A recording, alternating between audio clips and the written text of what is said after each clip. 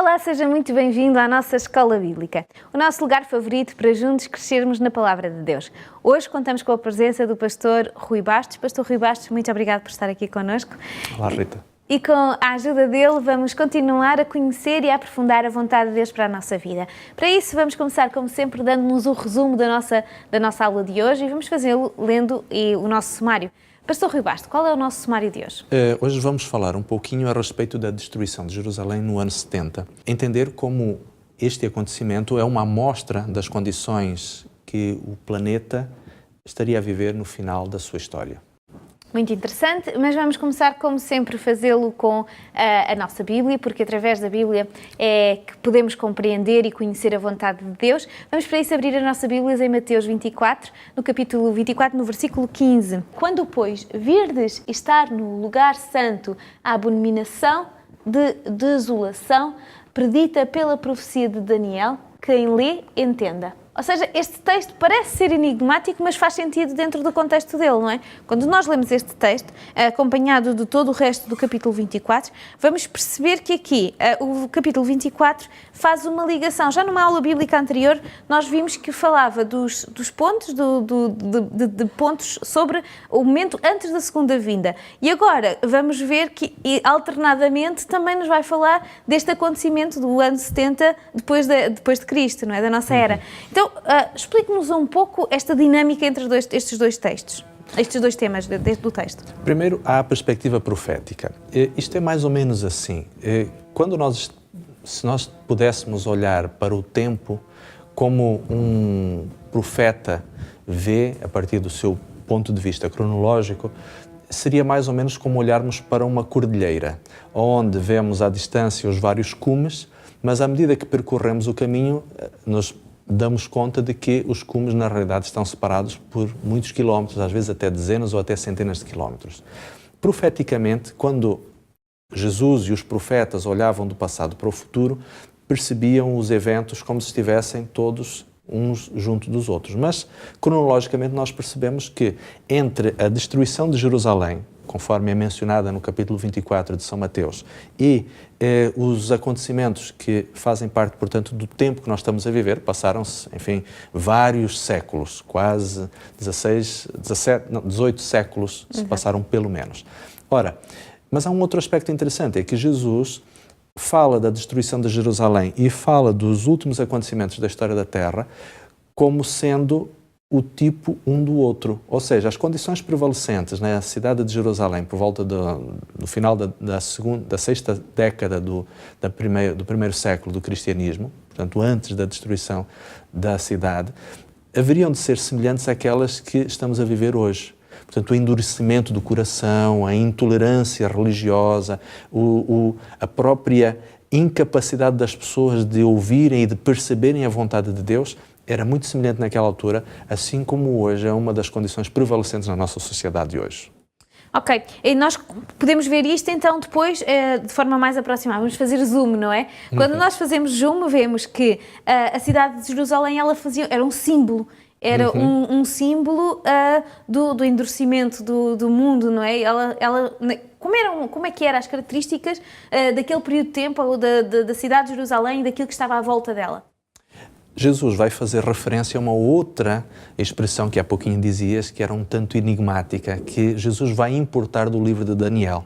E para nós entendermos o que Jesus queria dizer com esta abominação e desolação, nós precisamos ir justamente ao texto de Daniel para entender o que é que ele efetivamente estava a querer dizer. E quando nós vamos perceber que esta expressão é retirada por Jesus do capítulo 11 de Daniel, e ali nós vamos perceber que Daniel estava a falar justamente deste poder, que já falámos em alguns estudos atrás, deste poder que foi decorrente do Império Romano, que é, portanto, Roma cristã, que nós também já falámos, portanto, que é Roma cristã, o poder papal, que haveria justamente de desenvolver uma série de atitudes que teriam um efeito desolador, um efeito abominável diante de Deus. E eu vou ler aqui o versículo 9, que em particular, ou melhor, Daniel capítulo 8, verso 9, em que o profeta lança mão justamente desta ideia. Então, em Daniel, capítulo 8, verso 9, diz: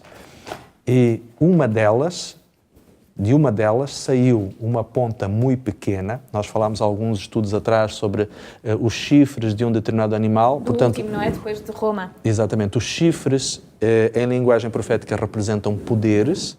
E então, este poder, que é representado por uma ponta pequena, a qual cresceu para o meio-dia, ou seja, cresce para o sul e para o oriente, ou seja, a terra formosa. E depois no verso 10 diz: e se engrandeceu até o exército do céu, e alguns do exército das estrelas deitou por terra e as pisou.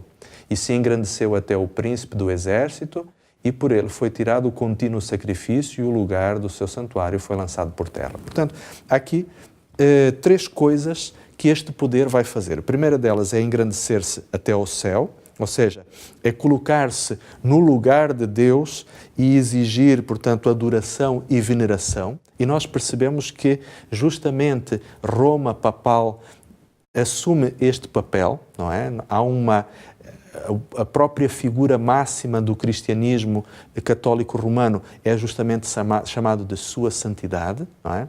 E aqui muito importante nós entendamos isto, sobretudo para os nossos amigos, para os nossos aqueles que nos acompanham nestas lições.